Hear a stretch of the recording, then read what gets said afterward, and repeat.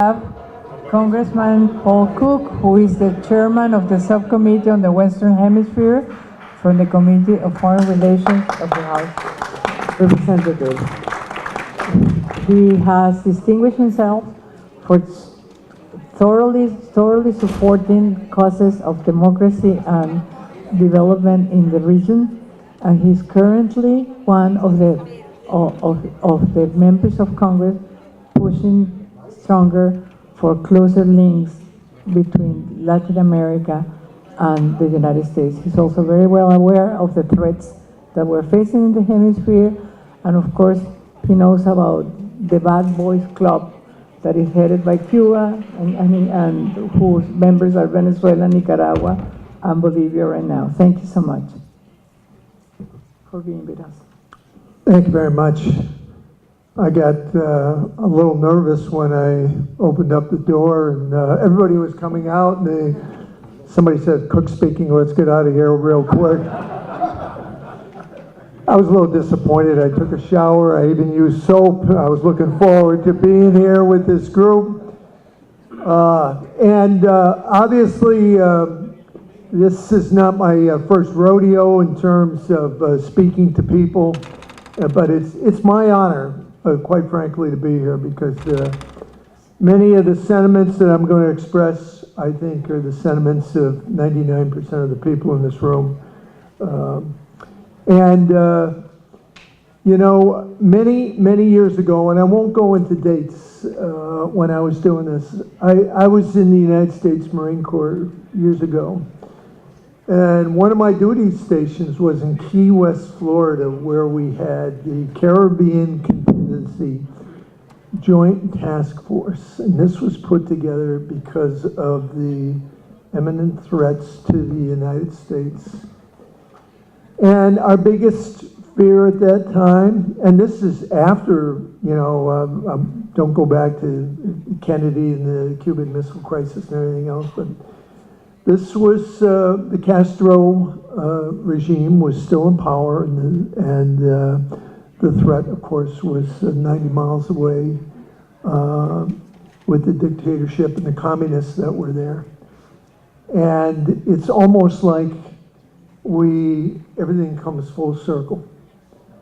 And some of the things that have transpired there are so scary, and unfortunately, a lot of people in this country don't realize it, except in this room, perhaps.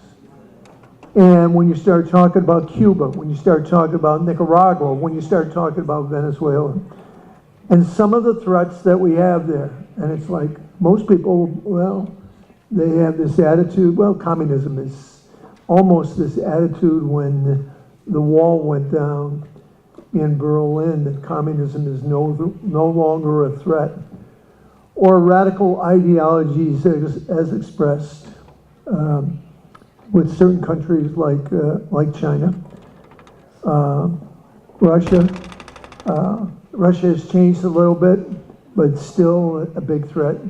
Not as, personally, I don't think as much of a threat in the Caribbean and South America as China. But as I said, lately we've had this reemergence of tension with Cuba. And I think everybody in this, I'm going to start talking about Cuba, since it's something that a lot of people in this room are aware of. And it's like, for a number of years, it was like wishful thinking that Fidel Castro is going to leave, the Castros are going to be out of power, we're going to be able to go back there, the cruise liners are going to line up, it's going to be a great place, and it, as everybody knows, that has not materialized the way we thought. We've been having problems. I'm not going to go into some of the top secret traffic, but everybody knows about the embassy personnel, and they still haven't figured out what happened to certain people. I'm not sure, quite frankly. There was speculation that the Russians might be up to this because they don't want the United States taking their place as a country of influence that has influenced China for years. I don't know. You know, I've seen the data, I've talked to the CIA. The point is that is ongoing. Our embassies, I think we're down to 9 people in Havana right now. But there's tension. Cuba has influenced its neighbors. You know the situation with Cuba in the past with Nicaragua, and of course, much of the country of Venezuela and its political structure is the result of their relationship, in my belief, with Cuba. Many of the Cuban military have gone to Venezuela. They're very well entrenched, as you know. And Venezuela, with all its wealth and everything, having an inflation rate, I've heard, I don't know, changes from day to day, 1,400%, but which is almost unimaginable. The people are starving, it's horrible, and there's a tremendous amount of tension in there. And just because of its wealth, as well as the opportunity for certain countries to be very, very active in the region. You have the Chinese are active in the region. You all know the Russians are active. And now you have the Iranians and even such terrorist organizations, which we as a country have dealt with for how many years in the Middle East, and that's Hezbollah. Very well organized now, they're very well financed, and the reason I was so happy to be here with you is that I've been having conversations with the State Department, and I think the United States has kind of fallen asleep, or they do not realize we have forgotten our most important neighbor. At least this is Paul Cook speaking.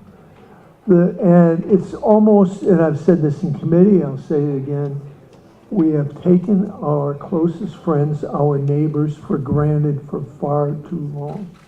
And that's a sin. It's the day after Ash Wednesday, so I still have the remnants of my ashes on it, so the Catholic guilt is coming out. But it's something that we have got to refocus on. And with everything that's been going on with, obviously, the Middle East, ISIS, Al-Shabaab, Boko Haram in Africa, I can go on and on and on and on and on and on.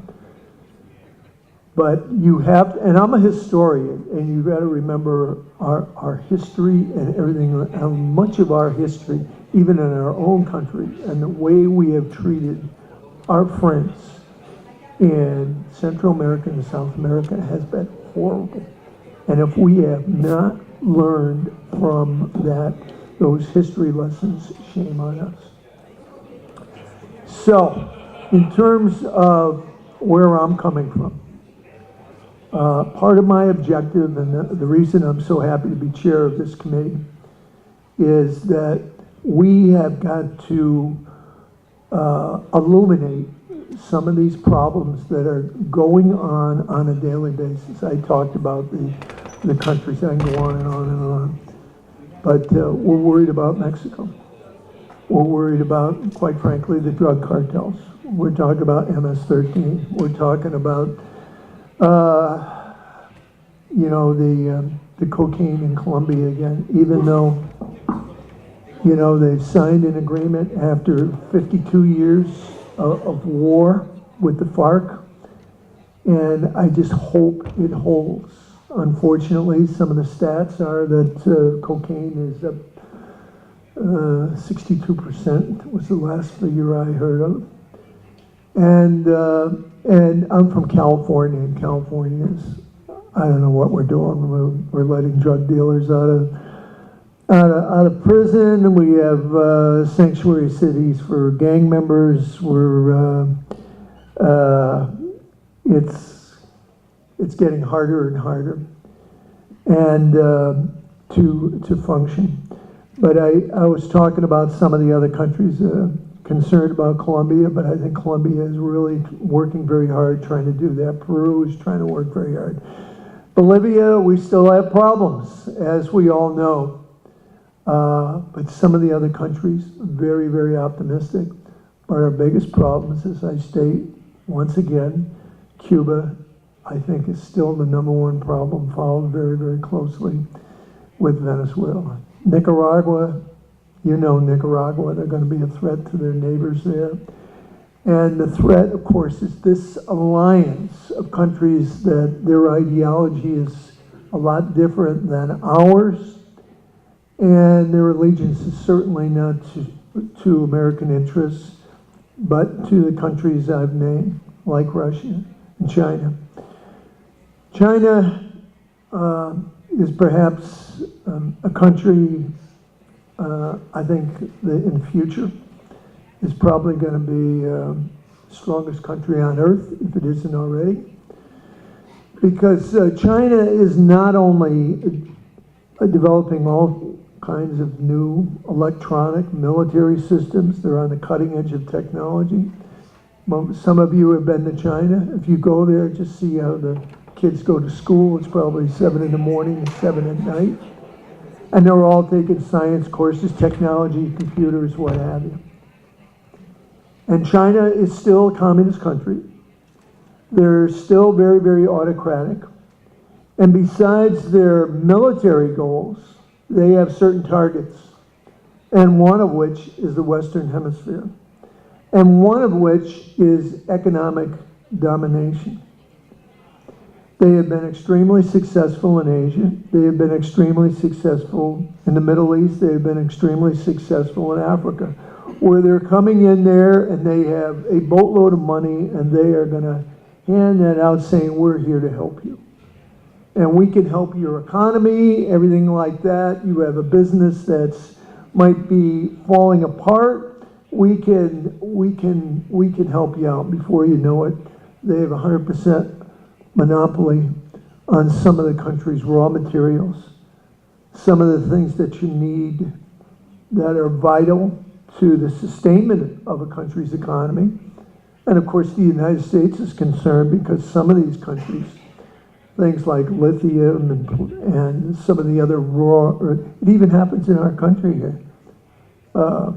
Chinese are mining some of the things in the United States that could be used against us in military weapons and space, and I can go on and on and on. I just find it so ridiculous that we could be so naive. And I think as a historian, I'm talking to a room here, I think you people know more about history and the lessons of history because you have lived through it. Your family members have lived through it. Every one of you probably has some tragic story that you could share with me. And that is a sad legacy that hopefully I can, as long as I can continue in Congress, is you're going to find out that we're going to have at least an awakening. The first thing is now there's going to be a concentration on that area. I think Tillerson gets it. I would like to have Mr. Mulvaney. He controls the money. I'd like to get him down there so we make sure that some of the programs that we need that are so essential will continue.